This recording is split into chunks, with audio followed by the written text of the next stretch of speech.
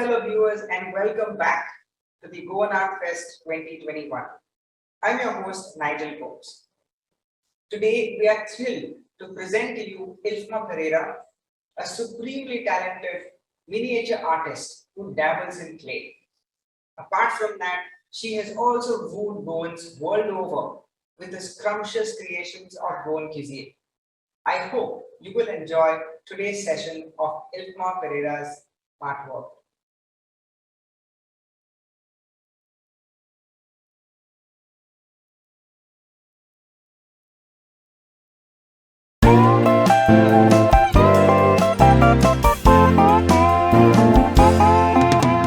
Renting a cheap shack down by the sea, listening to mandos and sweet Cantonese, watching the sunrise over the palm trees and shining its light over me. I'm in Goa, sweet, sweet Goa, free as the breeze and happy as happy can be. Oh, sweet Goa, sweet, sweet Goa.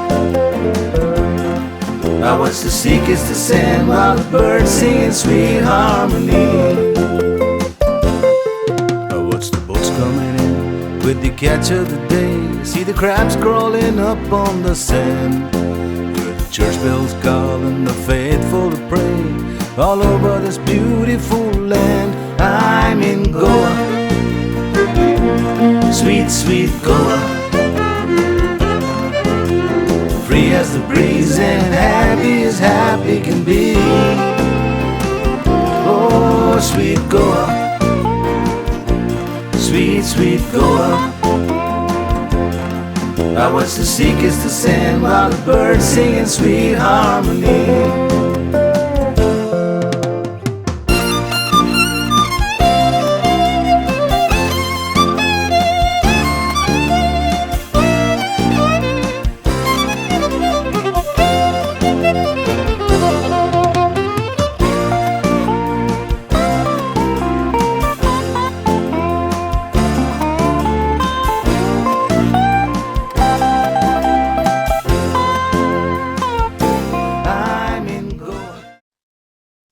Here's a shout out from Raymond Antau from Canada, wishing the Global Goans Art Club and Ilfma Pereira. मोगाळ गोंयकारांनो नमस्कार. हांव Raymond Antao गांवांत कांसावलीचो सद्याक रावता Toronto Canada. आमी एकदम खुशाल जाली आयकून की आख्ख्या संवसाराक गोंयकार चित्रकारांची संस्था the global Goan art club घडोवन हाडटा म्हूण आनीक एक फावट द गोवन आर्ट फेस्ट 2021 आमी हे संस्थेक परबीं पाठयता आनी बरो येसांव दिता. म्हाका दिसता आमी चुकय नासतना दोबाज्यांत वांटो घेवया, जंय आमची सोबार गोंयकार चित्रकारां वांटो घेतली. आमी सगळीं एका काळजाची एका मनाची जावन ह्या आमच्या गोंयकार चित्रकारांची तोखणाय आनी तुस्त करुया. आनी एकेरीत भाशेन उगडास करता एक फुलतें थोरणाटें चित्रकार दुबय शारांत रावतलें आयफिमा पेरेरा. तिची कला आठवेच तरेची. तिचें खाशेलेपण म्हणल्यार ते ल्हान जेवणाची वस्तूंची चित्रकला करता. She is a miniature food artist. तें आपली कला तुमकां दाखयतलें आपल्या शिबिरां उदेशीं थ्रू वर्कशॉप्स आनीक video देखाव्यांतल्यान to video presentations.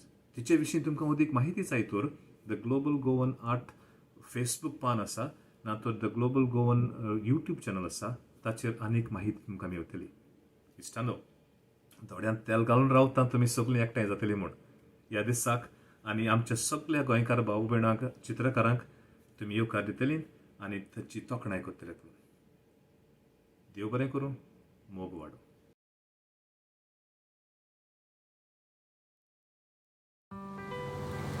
Hi everyone and welcome to the Goan Art Fest 2021, hosted by the Global Goans Art Club. My name is Aifima Pereira and I am a miniature artist and a designer. I am a Goan based in Dubai. So today I would like to show you a bit of my work and my process. Okay, so here's some of the stuff that I have made before. This is a miniature replica of my son's first birthday cake. It was a sea themed birthday. So this was like a nice memory thing that I made for his birthday. Here is another miniature cake I have made. A few burgers, tiny burgers. Look how cute they are. And this little banana and this tiny burger. All of these are made out of clay. All of these are handmade, and I'm going to show you in this video how I do all of this. Many times I've been asked this question, why? Why did I get started into this, and why miniature, why tiny things? I think I have always been fascinated and still am by anything that is smaller than it should be, anything that's tiny, anything that's miniature in size. So I think that's definitely where it came from. My mom used to collect these little figurines back in the day, and I think that's where I found my passion in miniature art. I think so. And I thought to myself, well, let me just give it a shot. Let me just try doing it myself. So I think one day I just picked up a piece of clay. Someone gave me this air drying clay, and I tried out my first piece, which I remember was an ice cream cone. And because it was air drying clay, it dried out the next day, which really fascinated me. It was not like your usual Play-Doh. So I think from then on it was just research and trial and a lot of error, and here I am today. I'd like to show you my materials that I use. The base of all of my miniatures are clay, and I use two forms of clay. But I also do use other materials like resin to develop different kinds of textures and different kinds of pieces. So I use air dry clay, and I also use polymer clay. They both have their advantages, their disadvantages, and have different looks and different finishes. I started off my art form with air dry clay. One, because air dry clay is easy to use. It also has its disadvantages. But let's talk about its advantages. It's easy to use. You don't need any baking material because you don't need to bake it. As the name suggests, it's air dry clay. It dries up on its own. So you just have to leave it overnight and it dries up. So once you finish your piece, you just leave it to dry and it dries up. Polymer clay, on the other hand, is a little more tougher to use. It is a little bit more harder, but the end piece is more durable. However, you do need to bake this, and once you finish modeling your piece, like say for example this one, once I finish modeling it, it still stays soft for however long you want to. So you can always take a break in between, get back to it whenever, but you can finish off your piece only once you bake it. So to bake it, I use this mini oven that I got that is perfect for me size wise, because as you can see all of my pieces are so tiny. So it's just perfect size wise, and I got this mini oven specially to bake polymer clay. And and it's quite durable when it's done. It's really hard. You can make like little charms out of it and stuff. And these are some of the tools that I use. This is like my life kit. I use these brushes. I've got like miniature brushes. These are ones I've got very recently, so they are very clean and neat. These are some of the tools that I use, silicone tools that I use to model, shape, create textures, create any sort of shape and any sort of details. So you've got these little dotting tools and stuff. So that's my toolkit. Brushes, tiny pens, and a blade that I use for everything. So I have to carry this with me everywhere. So for World Goa Day, I thought what better than to show you this wonderful piece I made. A special Goan frame. So when I started off my miniatures, I started off making souvenirs like magnets and keychains and stuff. And it gained a lot of popularity and people started asking me for customized stuff to make. And then I slowly moved on to this art form of frame pieces. This is one such frame that I made. It's a Goan special frame. As you can see, being Goan is being Susegad. And in this frame, I have made these tiny chori spouts, some choriza, you have your potato chops, and no Goan meal is complete without fish fry and beer, of course. So this is something that I made for a Goan person. It was a gift that was gifted to someone, and this was one of the best sellers actually. So today I just like to show you and talk about how I made all of these and give you a small demo, because of course we don't have that much time. Give you a small demo of how I made the chori spao. So I'm going to start off with making the pao. So I'm going to take a bit of this polymer clay, the white polymer clay.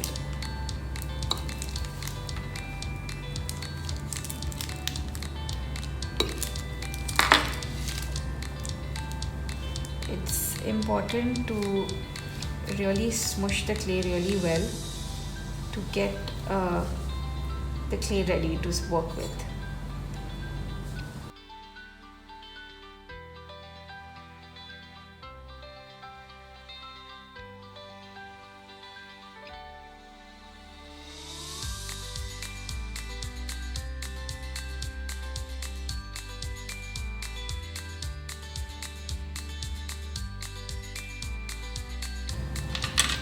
So now let's start shaping it.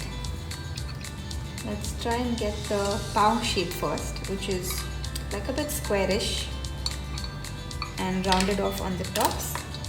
So I'm gonna cut this side a bit to give it that sharp edge.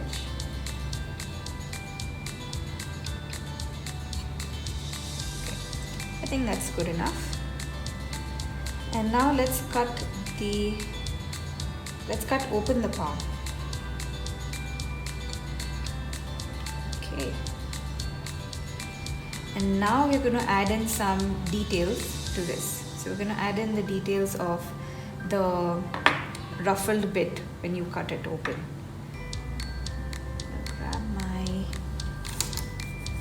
So there is no particular tool I use for each piece. I use whatever works for me at the moment. So let's start creating the texture.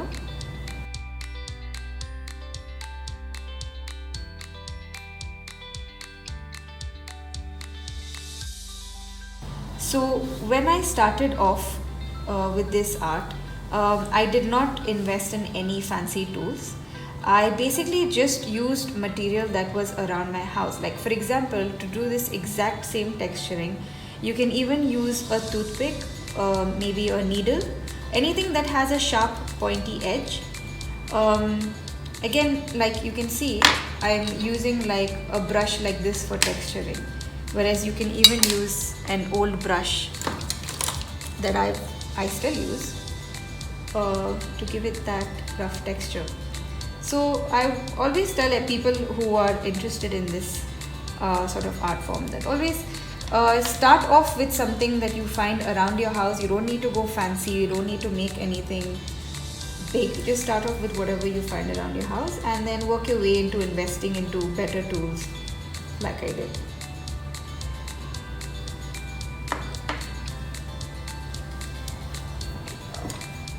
Now we're going to give this some color. So what I use to color the pieces, I use soft pastels. These are the pastels that I use.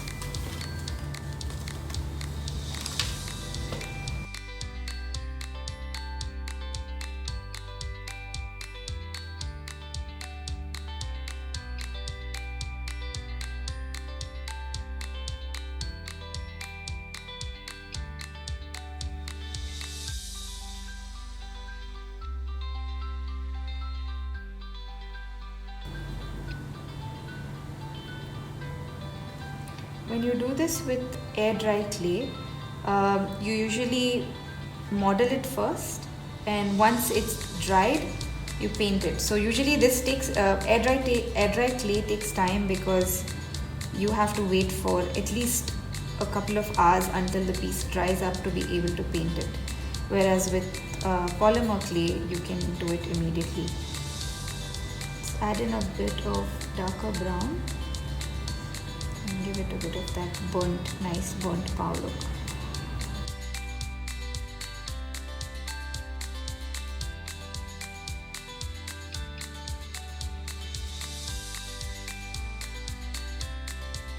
I think the beauty of miniature art is it's all in its details, and that's something I try to do most of the time. Okay, and I think once you're happy with the coloring, let's put it aside. Okay, let's put this aside, and then let's now work on the choriza. Now let's move on to the choriza. For the choriza, I'm going to use a bit of red clay.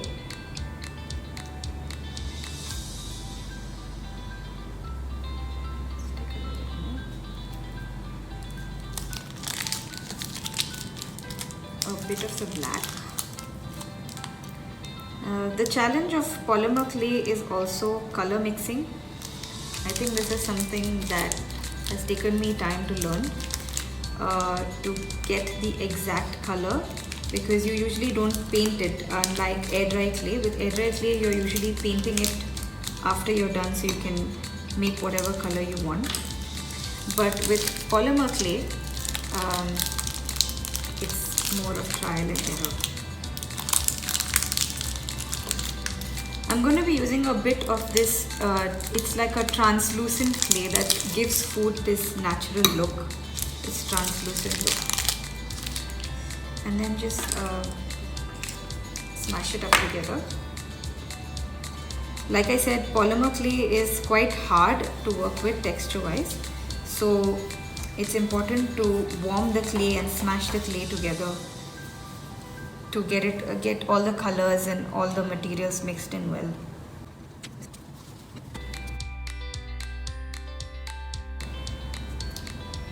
Okay, now that we've got the color and the shape sort of, let's start shaping the choriza.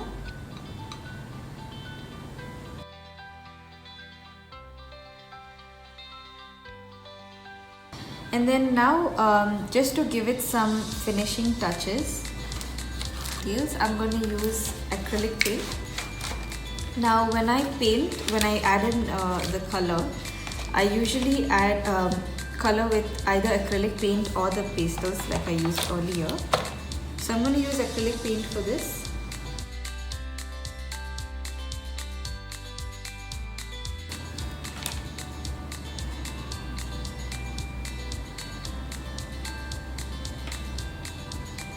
I think these details, the small details that you add in, like burnt pieces and small chunks, are what actually adds to the beauty of miniature art. It's what people notice actually.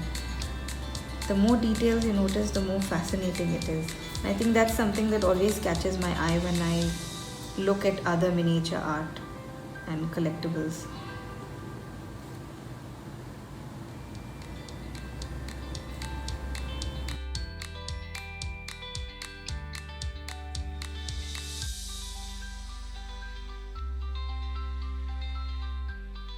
Now for the filling of the pav, we're going to start filling this.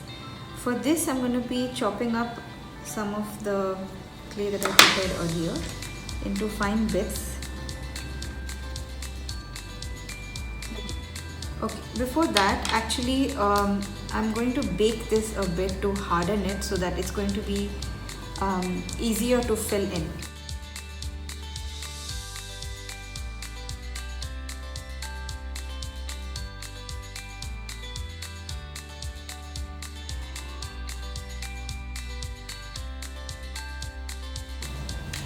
So this is fresh from the oven, and as you can see, it's nice and hard. So I'm going to start working on the filling now. I've smashed up some of the previously made clay. I'm going to add a bit of the transparent clay for that realistic, neat look.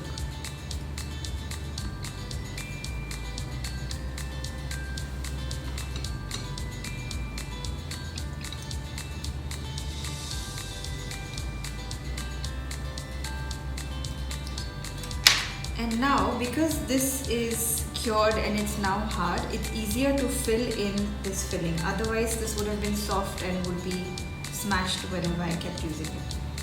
I'm going to use this tool and just start placing the meat in the chorizo.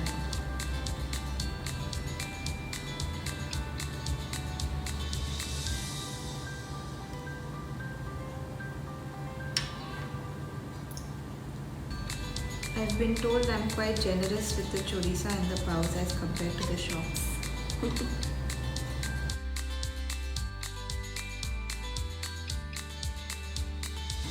Now, like I said previously, that the beauty of miniature art is in its details. So I always like to add this last touch up to this is a bit of yellow for the curry, the gravy and the oil. So I like to add a bit of yellow just to give it that nice, and I think that's what makes it look nice and juicy. Just going to make some oilish sort of thing.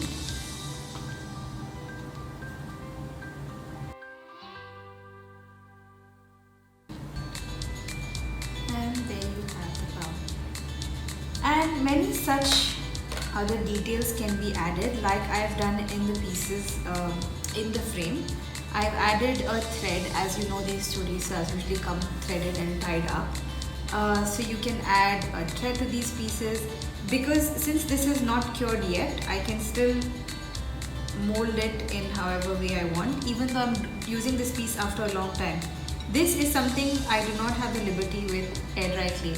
If I had left this piece like this with air dry clay, it would have hardened and there's not much that I can do about it. But with this has the elasticity where I can bend it up, roll it up, just like that. And then we're done. So once you've finished stuffing and you've added all of your details, all that's left is actually to bake it, and you're done and you have your finished piece. And now that I have some ready pieces here, I'm just going to plate my chorizo paos. Some of my inspiration comes from really well plated food. I love food that's plated well, and that actually inspires me to make something out of it. And there you have it. It's done. Thank you so much for sticking through the video and for watching. And I really hope you learned something new and you enjoyed watching it. And if you did, do hit that like button, comment, and share this video with your friends. And if you like what I do and you enjoyed and would like to see more, follow me on IFEMA Art on Instagram. This is my QR code, and I shall see you soon. Bye.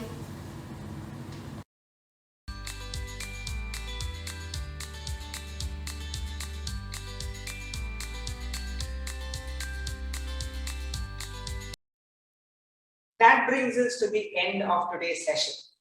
Thank you for tuning in, and please spread the love and share these sessions with your friends and loved ones. And also, don't forget to leave us a comment on our YouTube and Facebook pages. Until next time, bye-bye.